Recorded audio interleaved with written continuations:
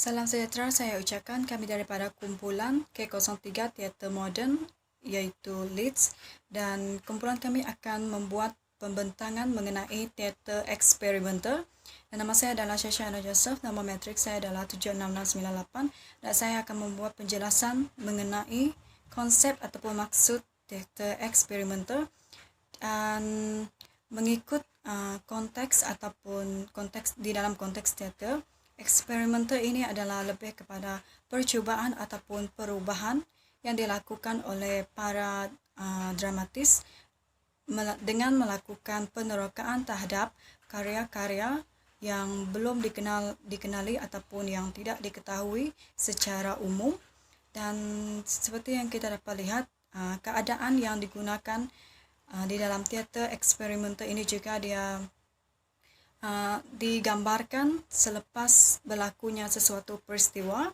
Dan untuk pengetahuan juga, teater eksperimental ini merupakan salah satu bentuk teater yang baru dan yang lain daripada bentuk-bentuk teater yang sedang diamalkan ataupun yang telah diamalkan sekarang.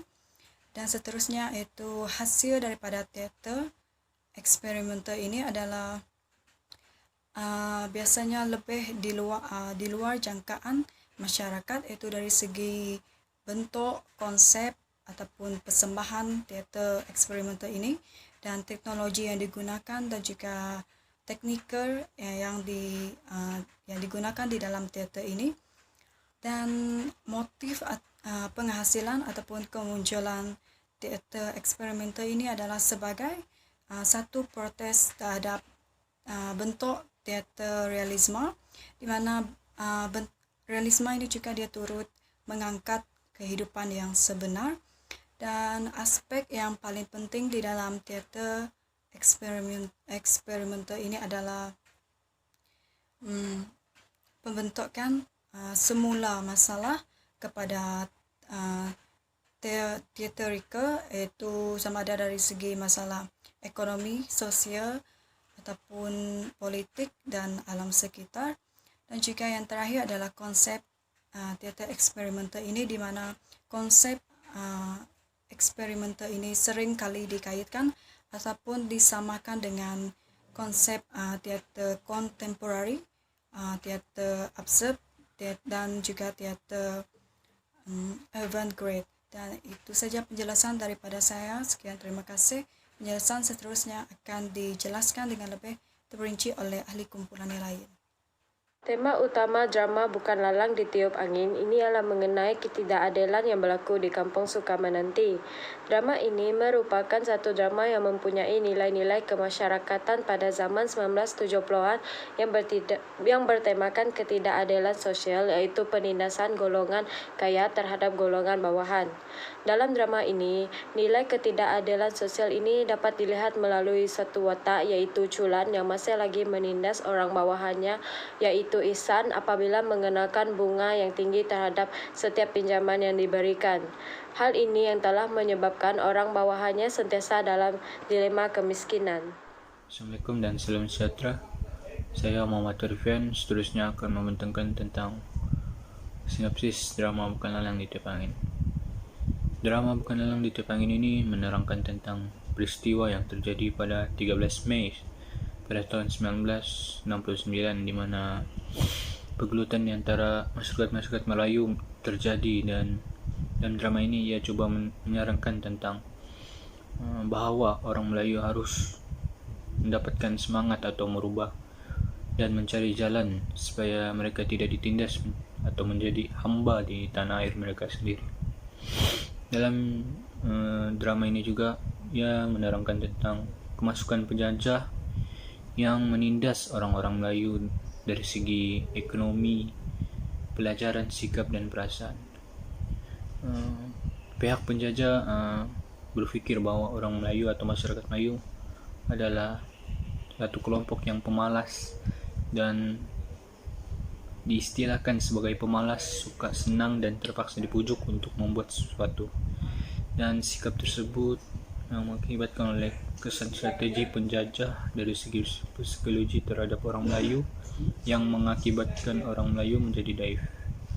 Dan dalam drama ini terdapat beberapa karakter yang mengangkat masyarakat orang Melayu ini tidak malas dan orang Melayu boleh bangkit menjadi satu kelompok yang berjaya dan cemerlang. Sebagai kesimpulan, masyarakat Melayu adalah merupakan masyarakat yang tidak malas, cuma usaha mereka membawa pendapatan yang kecil daripada masyarakat lain umumnya. Pegawai-pegawai Melayu, petani-petani, nelayan-nelayan, buruh-buruh Melayu semuanya berusaha dan tidak malas. Cuma mereka miskin dan berpendapatan kecil karena mereka dijadikan sedemikian oleh penjajah. Sekian, terima kasih. Naskah teater Bukan Layang Ditiup Angin terdiri daripada beberapa watak yang terdiri pada watak lelaki dan juga watak wanita. Watak lelaki terdiri pada watak bernama Pak Leman, watak Culan, Pak Andak, Tok Nujum, Antom, Peladang 1 dan Peladang 2, watak Ehsan, Hadi dan juga Kintan. Manakala watak wanita pula terdiri pada Mak Andak, Ning dan juga Bibi. Selamat sejahtera, saya ucapkan. Nama saya Rozlin Malakun dengan nombor metrik 76670 ingin membentangkan tentang ciri-ciri watak yang ada pada naskah Bukan Lalang Ditiup Angin. Watak yang pertama adalah Pak Leman, yang mana Pak Leman seorang yang tidak mempunyai pendidikan dan senang diperbodohkan oleh pihak lawan. Watak yang kedua adalah Culan, yang mana seorang yang ganas dan jahat dan merupakan tuan tanah yang kejam, seorang yang angkuh dan seorang yang kaya raya. Watak yang ketiga adalah Pak Andak dan Mak Andak, yang mana mereka rajin dan sentiasa bersyukur walau apapun yang mereka ada. Dan watak yang keempat adalah Tok Nujum. Tok Nujum merupakan gambaran watak tentang sejarah Melayu pada masa yang akan datang. Watak yang kelima ialah Anton, yang mana Anton seorang yang pelampau dan tidak bertolak ansur. Watak yang keenam adalah Peladang 1 dan Peladang yang kedua, yang mana mereka adalah mangsa penindasan dan kekejaman, seorang yang tidak mempunyai kesabaran dan mempunyai pemikiran cetek. Mereka juga tidak mempunyai nilai keagamaan dalam diri. Watak yang ketujuh ialah Ning, yang mana Ning ialah istri kepada Ihsan dan seorang yang lemah dan hanya berserah kepada takdir. Watak yang ke-8 ialah Bibi, yang mana seorang pembantu Culan dan Bibi adalah taat kepada majikannya sendiri. Watak yang ke-9 ialah Ihsan, yang mana Ihsan adalah seorang pemimpin yang lemah semangat dan hanya memerlukan pendamping hidup. Dan watak yang ke-10 ialah Hadi, seorang yang peka mencari jalan penyelesaian. Hadi juga adalah kekasih kepada Kintan. Watak yang ke-11 adalah Kintan, yang mana Kintan seorang yang berhati lembut dan juga pemimpin lemah, yang mana kekasih kepada Hadi. Sekian dan terima kasih. Untuk bahagian latar masa pula, latar masa yang terdapat di dalam naskah tersebut ia berlaku pada sekitar tahun 1969. Selain itu, ia juga berlaku pada zaman pemerintahan Raja-Raja Melayu dan zaman penjajahan Inggeris. Ia juga berlaku pada peristiwa 13 Mei. Latar belakang penulis naskah, Nordin Hasan. Nordin Hasan merupakan seorang sastrawan negara yang dilahirkan pada 18 Januari 1929 di Jalan Hatim, Pulau Pinang. Beliau melanjutkan pengajian di Universiti London dalam bidang pengajaran bahasa dan sastra Inggeris pada tahun 1960. Pada tahun 1976, beliau mengikuti kursus drama dan pembelajaran di University of Newcastle. Pelibatan beliau dalam bidang kesusastraan tertumpul dalam bidang drama dan teater. Sepanjang perlibatannya dalam dunia drama mulai 1953, beliau telah menghasilkan tidak kurang daripada 30 buah drama dan teater grafik talian. Pada tahun 1994, Nordin Hasan dianugerahkan pangkat darjah Serta Pangkuan Negeri DSPN daripada Kerajaan Pulau Penang yang dimembolehkan beliau menggerak Datuk Nordin Hassan.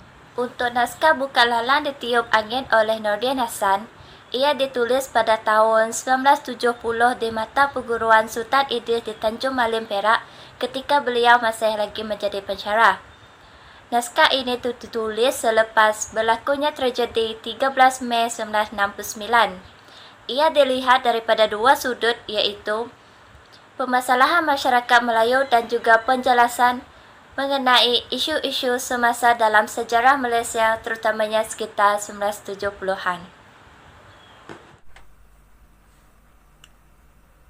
Terima kasih kepada rakan saya yang baru sahaja memberi penerangan sebentar tadi dan memberikan saya peluang untuk mengulas tentang kostum dan props yang digunakan dalam teater ini. Nama saya adalah Nur Muhammad Rizwan bin Abdul Hamid dengan nombor matriks 76252. Pertama sekali saya akan menjelaskan mengenai kostum yang digunakan dalam teater ini. Watak Pak Andak dan Mak Andak mengenakan pakaian yang cukup lusuh, di mana Pak Andak memakai baju putih dan kain pelikat, manakala Mak Andak mengenakan pakaian baju kurung yang lusuh. Pak Leman pula, iaitu watak yang sering menyabung ayam, lebih sesuai untuk dikenakan dengan pakaian seorang penyabung, iaitu beliau memakai baju putih tanpa lengan dan mengenakan kain pelikat. Seterusnya adalah watak Antun yang mengenakan pakaian biasa pada ketika itu, yaitu Antun mengenakan pakaian baju putih dan seluar hitam, manakala watak Tok Nujum pula sesuai untuk dikenakan dengan pakaian seorang ahli nujum, yaitu baju dan seluar yang berwarna hitam dan memakai aksesori rantai berbola di lehernya. Selain itu, peladang 1 dan peladang 2 mengenakan pakaian yang sesuai dengan seorang peladang, yaitu pakaian putih yang lusuh dan seluar hitam serta memakai boot. Watak yang terakhir adalah sedikit berbeza jika dibandingkan dengan pakaian yang dikenakan oleh watak yang telah saya sebutkan tadi, yaitu Culan. Kerana Culan mengenakan pakaian yang sangat kemas, yaitu beliau mengenakan pakaian kemeja dan seluar yang kemas. Seterusnya saya akan menerangkan mengenai props yang terdapat dalam pementasan tersebut. Props yang pertama adalah pokok kecil. Prop ini digunakan adalah untuk menunjukkan situasi ataupun di mana cerita itu berlaku. Sebagai contoh, pokok tersebut menunjukkan situasi atau alur cerita yang sedang berlaku di kawasan kampung. Props seterusnya adalah kambing yang diperbuat daripada gabus, menunjukkan situasi alur cerita yang berlaku di kawasan ladang. Sekian itu sahaja daripada saya, dan saya akan menyerahkan penerangan selanjutnya kepada rakan saya yang lain. Terima kasih. Assalamualaikum, saya ucapkan kepada Encik Wawim Hamizan. Nama saya Azizul bin Maijas dan nomor matrik saya ialah 74244. Okey. Pada bahagian saya akan terangkan mengapakah reka bentuk pentas sedemikian dipilih di dalam teater tersebut. Okey. Berdasarkan teater tersebut, mereka menggunakan pentas yang bersifat anti-realisme, di mana bentuk pentas ini dia sesuai digunakan untuk menggambarkan sesuatu keadaan di mana keadaan ketidakadilan dari segi sosial, ketegangan kaum dan suasana rusuhan kaum. Hal ini mereka menggunakan pentas yang bersifat anti-realisme karena teater tersebut merupakan sebuah teater yang mempunyai jalan cerita masalah rusuhan kaum pada 13 Mei 1969. Okey. Sebagai penutup,